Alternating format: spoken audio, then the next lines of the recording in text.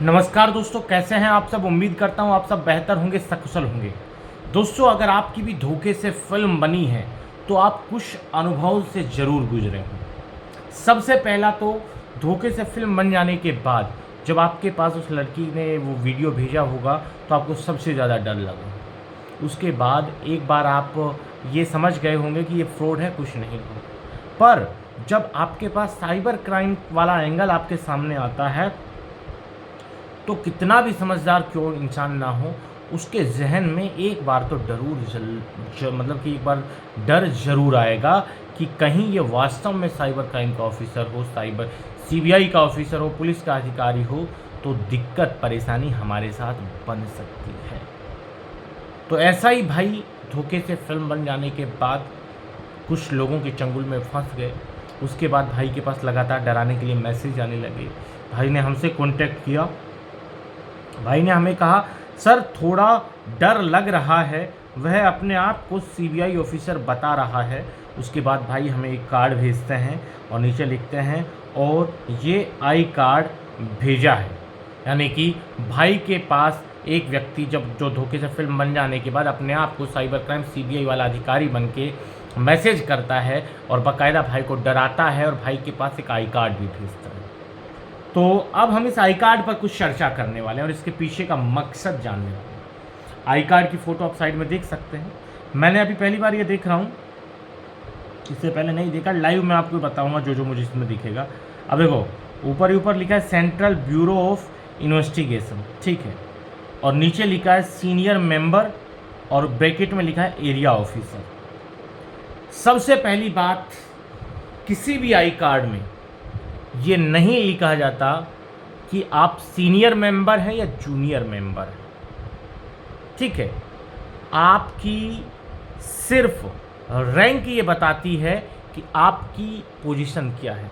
आपकी रैंक ये बताने के लिए काफ़ी है कि आप सीनियर हैं या जूनियर हैं, ठीक है।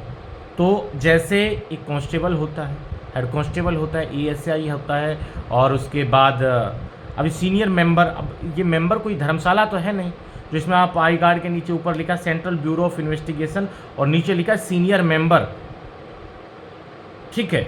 अब सीनियर मेंबर का मतलब क्या है? सीनियर मेंबर कोई संगठन तो है नहीं जो गैर सरकारी संगठन हो। ये तो एनजीओ वगैरह जो होती है वहाँ लिखा जाता है सीनियर मतलब मेंबर। ब्रैकेट में लिखा है एरिया ऑफिसर। मेरे भाई, सीबीआई का जब आप लिख रहे हैं तो एरिया ऑफिसर का मतलब क्या होता है? जहां आप अपने आप को सेंट्रल ब्यूरो ऑफ इन्वेस्टिगेशन यानी कि सीबीआई बताने की कोशिश कर रहे हैं, वहां आप अपने मतलब नीचे लिख रहे हैं सीनियर मेंबर ब्रैकेट में एरिया ऑफिसर।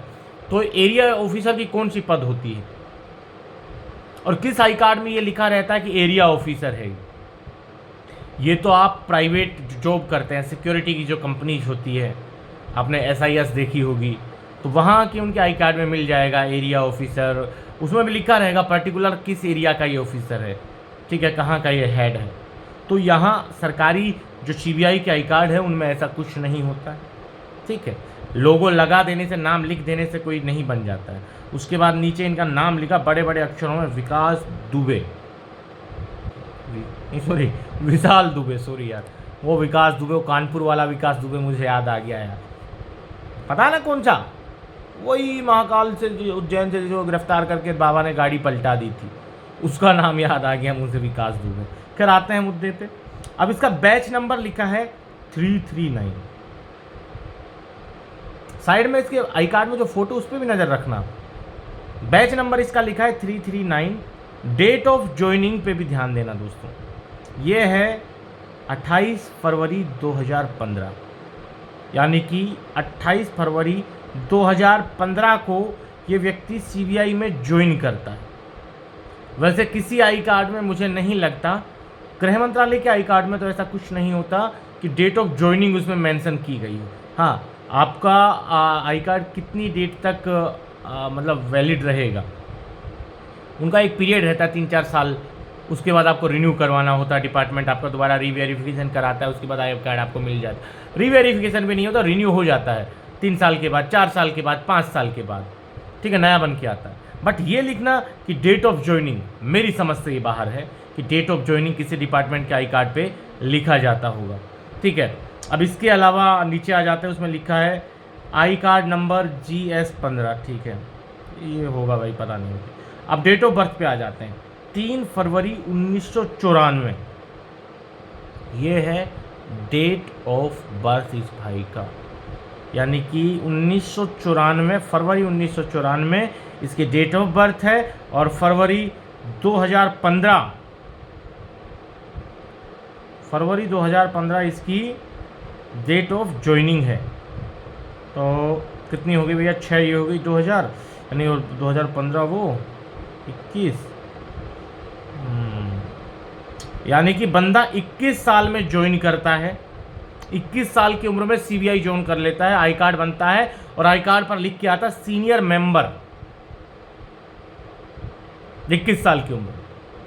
भाई 18 के बाद तो लगा भी नहीं होगा ये, क्योंकि यार नॉर्मल सी बात है, आप अपना ग्रेजुएशन कंप्लीट करते करते 22-21 साल की उम्र हो जाती है, तो उसके बाद ही लगा होगा। ठीक है, तो 21 साल की उम्र में सीनियर मेंबर बन गया तुम्हारा CBI का। बताइए, सोचिए यार आप, मतलब डेट ऑफ ज्वाइनिंग 2015 की है, डेट ऑफ बर्थ है इसका 94, 21 साल की उम्र में CBI में लग गया है, से बना रहे हो। मान रहा हूं लोग लग जाते हैं, 18-20 साल की उम्र में भी लग जाते हैं, पर उनके नाम के आगे सीनियर मेंबर नहीं लिखा जाता और एरिया ऑफिसर नहीं लिख दिया जाता, तो ये कुछ भी लिख रहे हैं। अब यहाँ रेफरेंस नंबर लिखा है कई डिजिट्स में। अब मैं दावे के साथ कह सकता हूँ, आपकी रिश्तेदारी में दोस्तों, मेरे व्यूअर्स हैं जितने भी, आपके घर में कोई पुलिस वाला हो, आपके घर में, आपके रिश्तेदारी में कोई हो, तो और आपके घर वो कभी आए, तो उससे एक बार उनसे कहना कि सर आपका आई कार्ड एक बार दिखा दीजिए, देखना है, चेक करना है, और इस फोटो को अपने मोबाइल में रखिएगा, तब मेल कीजिएगा कि चला रेफरेंस नंबर कहाँ से आता है यार, कहीं से नहीं आता है। इसके अलावा भी देख लेते हैं, अबे खुलो यार। इसके अलावा लिखा है इशू डेट, यानी कि आई कार्ड कब इशू किया गया, वो है चलो 28 मार्च 2015, फरवरी में ज्वाइन किया था, डेट ऑफ ज्वाइनिंग 28 फरवरी, पूरे 1 महीने बाद इनको आई कार्ड इनका मतलब इशू हो गया। ठीक है, अभी नीचे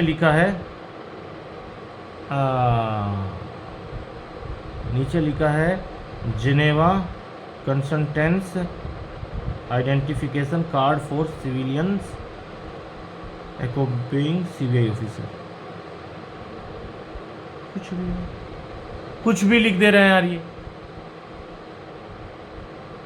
मतलब कुछ भी इन लोगों को लिखना है, कुछ भी, सिर्फ आपके दिमाग से खेलने के लिए। और ये आई कार्ड इन्होंने भी नहीं बनाया, जिन लोगों ने भेजा ना आपके पास, उन्होंने भी नहीं बनाया। यह आई कार्ड कहीं ना कहीं गूगल से उठाया होगा, आपके पास भेज दिया गया हो सकता है। देखिए मैं आपको बता रहा हूं, जैसे है ना एंटी करप्शन ब्यूरो,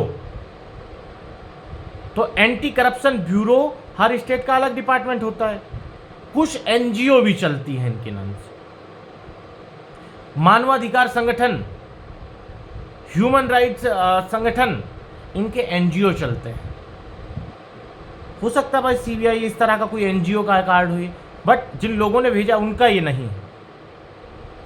अगर दोस्तों देखिए, मैं आपसे ज़्यादा नहीं कहता कि आप इसका एंटी करप्शन ब्यूरो के NGO से जुड़ना चाहते हैं, किसी और से जुड़ना चाहते हैं, तो इजीली आप जुड़ सकते हैं। आपको तुरंत एरिया ऑफिसर बना दिया जाएगा, आपको तुरंत पूरे ज़िले का मतलब अपने NGO का अफसर बना दिया जाएगा, बड़ा मेंबर बन सकते हो आप। ऐसे में आपको हर गांव में मिल जाएंगे ऐसे लोग जो अपने आई कार्ड पे लेके घूमते हैं, गाड़ियों पे लिखवा के घूमते हैं, वो NGO चल रही होती हैं। बड़े बड़े लोग NGO चलाते हैं, उनको अपना पैसा वहाँ इन्वेस्ट करके सही करके दिखाना होता है। इसी आड़ में वो एक NGO चलाते हैं और NGO का नाम रख लेते हैं एंटी करप्शन ब्यूरो यूनिट, और बट उनके जो बायो में ये लिखा रहेगा कि ये एक NGO है, नॉन गवर्नमेंट ऑर्गेनाइजेशन है, ये लिखा रहेगा। तो वो दिखने में ऐसे ही लगते हैं, वो आई कार्ड दिखने में ऐसे ही लगते हैं जैसे ऑफिशियल सरकारी, बट होते वो अपने NGO तक होंगे सीमित, कोई दिक्कत नहीं। बट वो भी यार देखिए, अपना आई कार्ड तो कोई भी गलत काम के लिए इस्तेमाल नहीं करता, किसी के पास नहीं भेजता है।